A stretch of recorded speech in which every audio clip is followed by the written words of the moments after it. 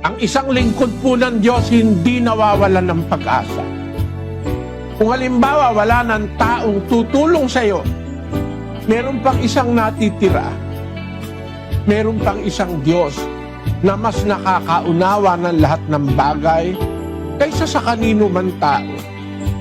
Wala pong problema na mas malaki kaysa sa Diyos. Malaki ang Diyos kaysa lahat ng problema. Magtiwala lang po tayo, humingi tayong may pananampalataya. May Diyos, meron siyang magagawa,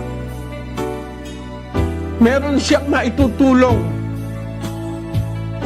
Sa pamamagitan ng wika ng panalangin at daing na may pagpapasalamat, ipakilala ninyo ang inyong mga kahilingan sa Diyos.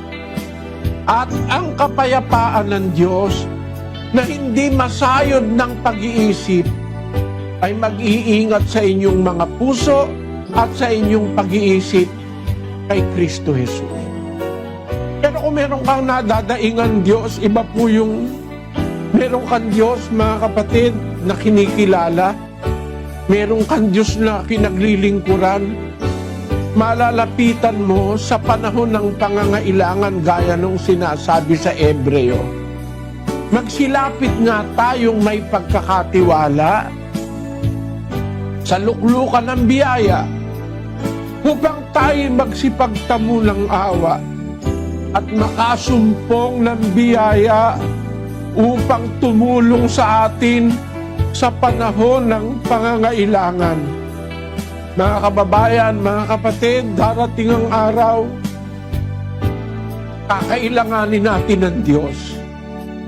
Merong mga panahon, kailangan natin ng asawa, ang kaibigan, ang anak, ang magulang, kailangan natin.